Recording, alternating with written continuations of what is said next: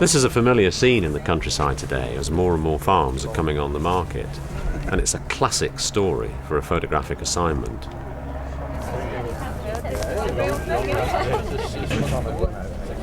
Right then, ladies and gentlemen, I'd like to gather around, we'll make a start. Welcome to Truelove Farm, and as you know, the sale today is in consequence of the farm being sold on behalf of Messrs. W.R. Dennis and Sons, and Clifton and Edward are looking forward to their retirement. We've got a grand lot of sheep here today. We've got the Suffolks to begin with, and then we're going on. I really had no idea that all this work was going to end up on a gallery wall. That certainly wasn't in my head.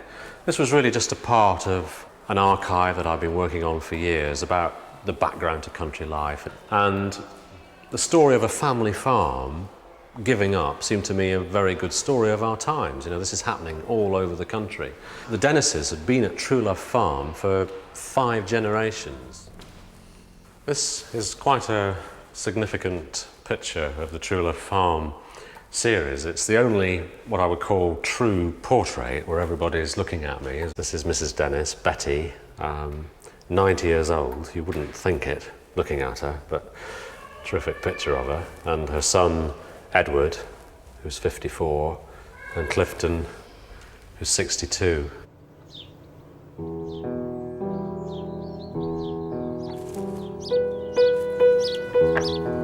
It's easy watching somebody work, isn't it?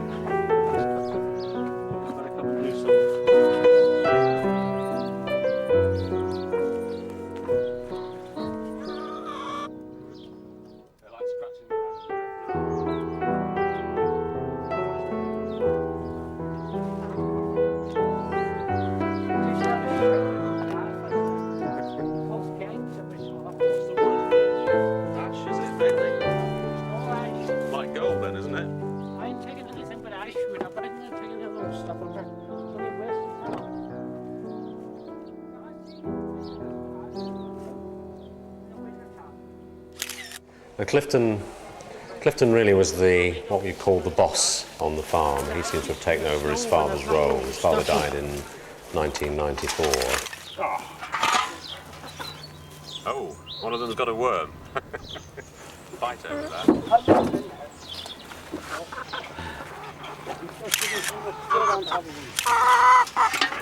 That's nice.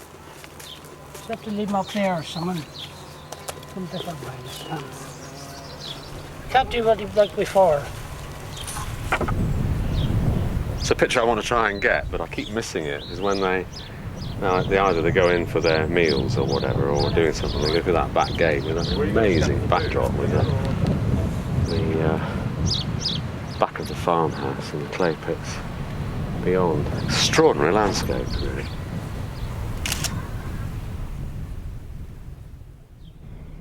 I'm slowly piecing together this story. And one of the things that I wanted to photograph was the milking the cow. And the problem down here at Truelove is that the cows obviously very used to Clifton and Edward, but any stranger and they're spooked. So I'm just hiding in the yard, and they've told me to wait and see if they can get the cows into the yard, and then I'll go down and try and take a picture of them milking.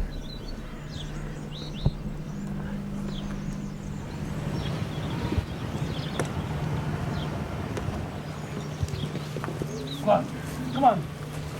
Here.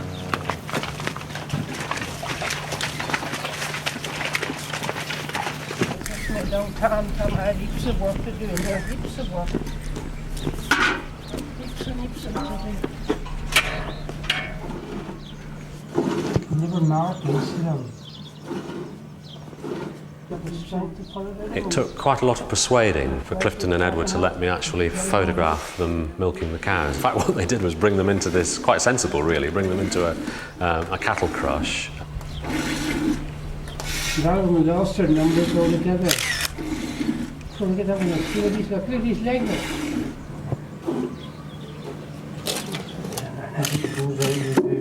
Take it away now, the milk. Put it in the plastic.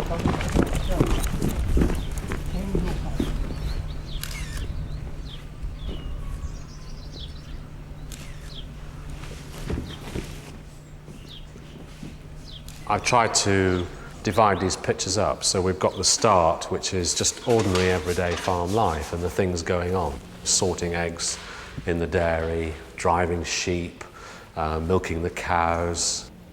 Afternoon tea, an important part of everyday life. Around, I suppose. You see, it was 3 times a week. Edward did take on the role of quite a lot of the domestic duties inside the farmhouse, and one of his jobs was to, every day, to scald the cream. But you've made cream, what, every day of your... Huh? You've made cream every day you've lived here? Yeah. More or less. Oh, yeah.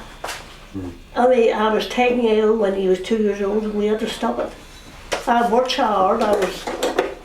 Done too much. And the doctor said you mustn't work as hard. The doctor said, and I had a sister who lived in Clifton, and I went down there for 3 months, and I got over it. And turned very long after that, he come along. But of course I wouldn't like to have pain like my mother had. You couldn't cope with that. I wasn't going to cope with that. My husband wouldn't either. He didn't want any children. We were very agreed on. What, 2 was enough? He was thrilled when we had Edward. We wanted a girl, really. But I think he's better than a girl, really. And Betty would trundle off into her room and come back with what she called the wireless, this rather old radio, what she called the wireless, and she stuck it on the farmhouse table. And they all sat down to listen to the weather forecast. West of Shannon, 968. Expected southwest Rockall, 980 by 1300 tomorrow. The area forecast for the next 24 hours. Viking, North Utsira, South Utsira, 40s Cromarty, 4th Tyne, Dogger. Southeasterly 4 or 5, occasionally 6 later. Rain at times. Oh, it was, when was it?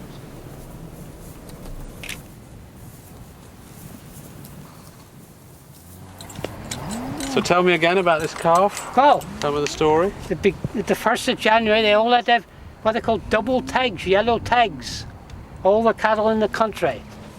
And of course what happened, the tag people was overrun, they couldn't keep up with the demand, you see. And he was born the 23rd of January. And I didn't get the tags, I don't think, until well into March. And I told them about it, and they said, you send a letter when you send the application for the passport, and it'll be quite all right. And sometime after, they sent me just the green form, not a passport, and they said that you'll have to be killed. They won't issue a passport because the time was gone over. We were supposed to put it through in 30 days. So although this calf was born on the farm, Yeah, he's still got to go to the incinerator. yes. Is this one of the reasons why you're giving up farming? Oh, a lot of it's to do with it. Too much paperwork, too much bureaucracy. Oh, it's terrible. It's terrible sense. I mean, that there is absolutely ridiculous. And I think it's cruelty to animals, putting their great old big tags in their ears. You see the size of it, look. It's irritating them. And the weight of it and that.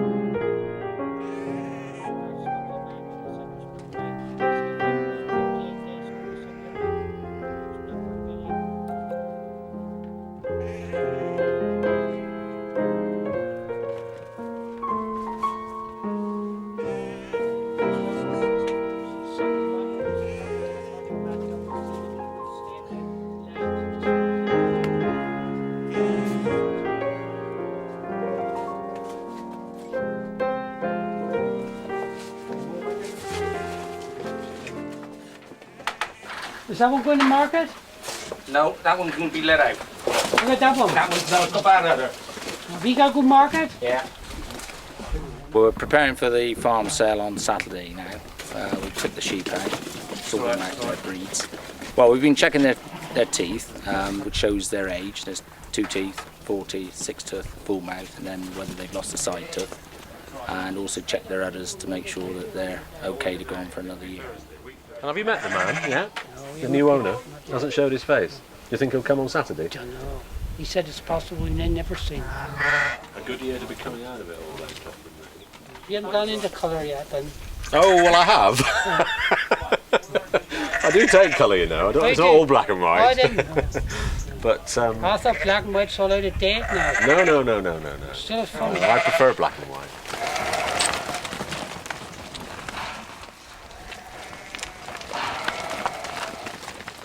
Is this a sign of the times now, family farms coming on the market?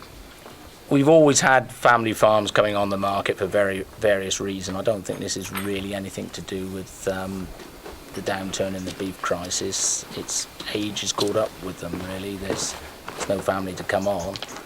It's getting harder to keep farming.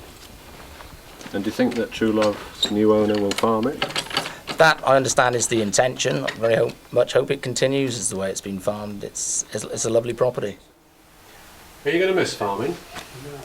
No? I can't go on no longer. I've had my time and that's it. But I've held on a bit too long. I'm a bit afraid of some days.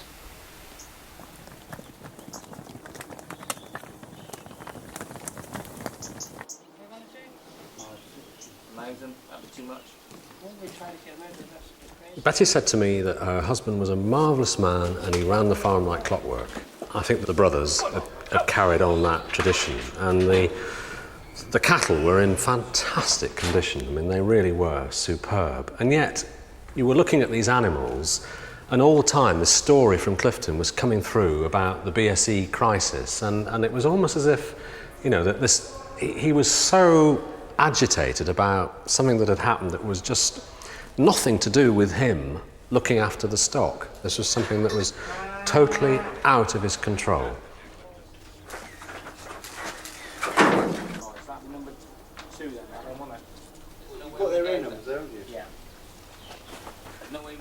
The auctioneer, Peter Farnsworth, tried to sort out with Clifton, look at it, this picture is telling you about this paperwork, this masses of paperwork that has been loaded on every farm in the country. And I've said it before and I'll say it again, you know, a farmer's life is waking up in the morning, shaving, getting some breakfast and getting outside. It's an outside activity. It's not an activity which is sat behind a desk filling forms in.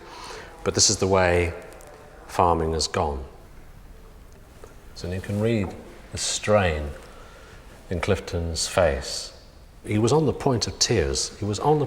But tears of absolute frustration. And he suddenly turned to me and he said, this government's got it all wrong and this place is going to be the death of me. And he just disappeared indoors. And I think he disappeared indoors because it was just too much.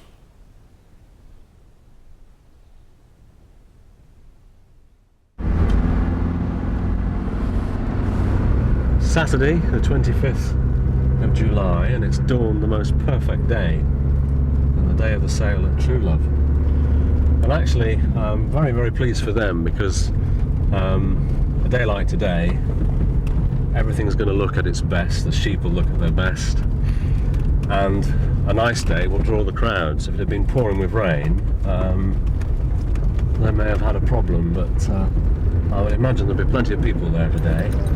A good day for selling. Morning, Edward. Morning. Lovely day for you. Yes. More of a change, aren't Yeah. I think of all of them, Edward wasn't really keen on me being there. But this extraordinary thing where on the day of the sale he became amazingly protective of Mother, which was understandable. Hobnail boots. He literally sort of stood like a sentry at the top of the farm lane, pointing people in the direction of the sale field, well away from the farmhouse. The moments before a sale are great fun, actually, because if you get here about an hour before or half an hour before, it's you get sort of rather eccentric activity of people looking into things and testing things, and you're wondering what's going through people's minds, you know, how much am I going to bid on this item? And sometimes what to you and I might seem absolute rubbish, somebody really has got their eye on it, you know, there's a use for it. And there's some interesting stuff here today. And of course it's history, it's part of Truelove's history. We've got a grand lot of sheep here today. We've got the Suffolks to begin with, and then we're going on to the Dartmoor grey faces, then on to the store lambs. Right then, on we go then. We've got 10 Suffolk tutors to begin with in there then. 10 Suffolks to begin with in there. We can say now who's got 55 again then. 55, 55. 50 pound anyway then. 50, 50 pound. Tutors there then. 50 pounds. Well, 45 away then. 45. 40 got there, 40 pound on bid there, 40 pound, 40 pound there, 40 pound, 40 pound, 40 pound, 40 pound there, 40 pound, 41, 41, 41, 42, 42, 43, 43, 43, 4, 44, 5, 45, 6, 47, half 49 pound there, 49 pound and 49, half 49 pound there, 49 pound and 49 pound and 49, half 49 pound there, 49 pound, all done at 54 pound and going, so on my left going all done at 54 pounds, and then sir. 150 there, 150, 100 pound to go then 100. I thought this was rather sad. This was selling the granite troughs, and of course this is what happens when these family farms are sold off. You know, it's not. It comes to an end of an era, but the things that have been on the farm for generations, possibly for centuries, are suddenly sold off, and that history is sort of stripped away from the farm. 150 away then, 150 got, 150 on bid, 60, 70, 55, 155, 335, 55, 40, 340, 340, at 340, hit 340, pound at 340, going in, say, oh, down at 340, sell down at 340. Top of the sheet, We got 340. Yeah, I know.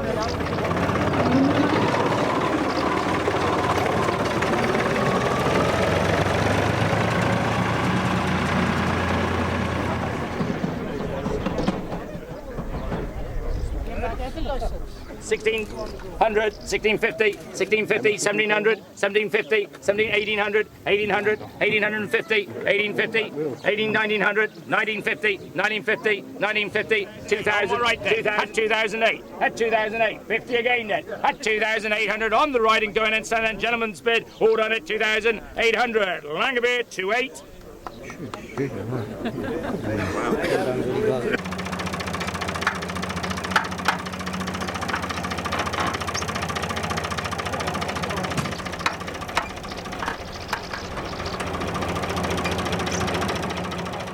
It's a significant moment, almost Clifton's pride and joy, this old tractor leaving the farm. So for me, that was a good picture to use as the sort of end of the sale day.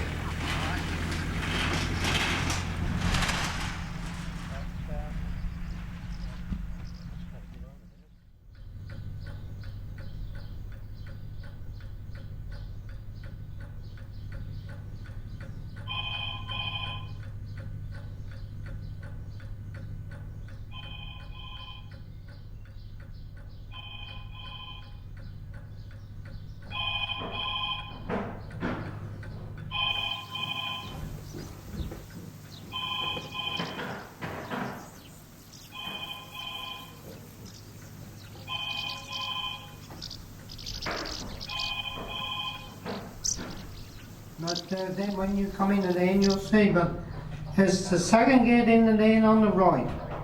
Alright, and what would the name be, please? Monroe, yeah? Alright. Who would you be then? Oh, that's alright. We'll leave it to that one. I think it's real.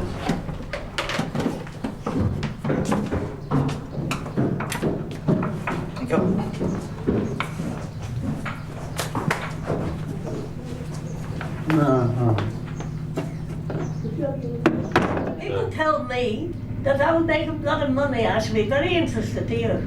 It will.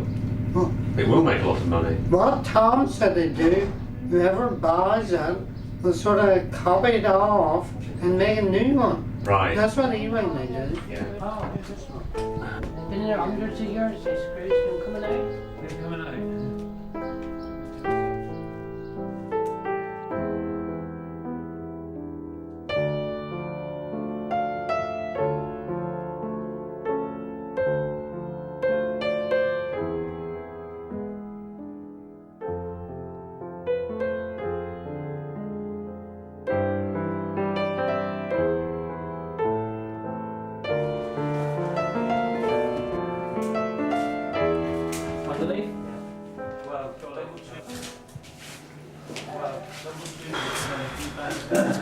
Could get to the door.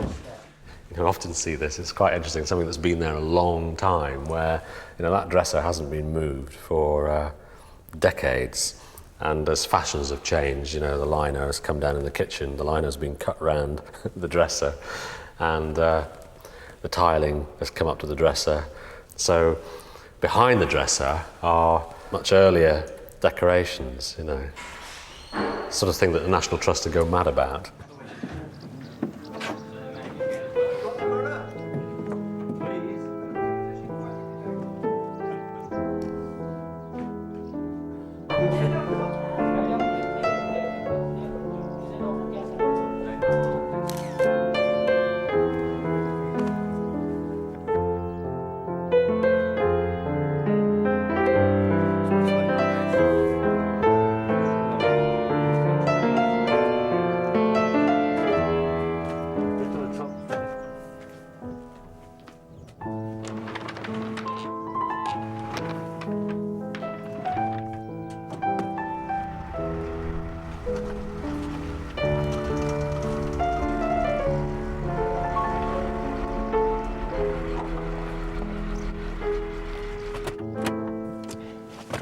And that's it. Bar one or two pot plants, one empty farmhouse. It doesn't take long to wipe a family history away. I've got something I want to give you, actually. Yeah. And this, there are going to be more photographs, but I thought you'd, I'd like to give you one each, really, and see what you think. Do you remember when Betty, do you remember when I wrote to you and said about, I like the moment when you were listening to the weather forecast? Yeah? Do you remember that? No, well, here you are, this is 5 to 6, okay? There you are. Yeah. Now then, well, that one's for you. This one's for Edward. No, that's a sheep. There we are. That's Edward driving the sheep down the lane. Is that the day you helped them? Yeah. One of them. Good pudding. How many sheep did we catch that day? 120 sheep? Well, there's another one. This is this one's for you. Thank you. Oh, yeah. That's Clifton on the tractor. Anyway, those are a present, so you can have those. thank you. All right. Can we make you a cup of tea? Yeah. Shall we have a cup of tea? If you'd like to sit around, you have another cup of tea. There is a final twist to this story, which was quite upsetting for the Dennis family. The day after Clifton handed the keys over to the solicitor, Truelove Farm was back on the market, and 9/10 of its land had been stripped away. And it was pretty obvious to everybody that the days of Truelove Farm as a working farm had come to an abrupt end. In the words of Clifton, the small are being crushed, and farming is in the hands of the few.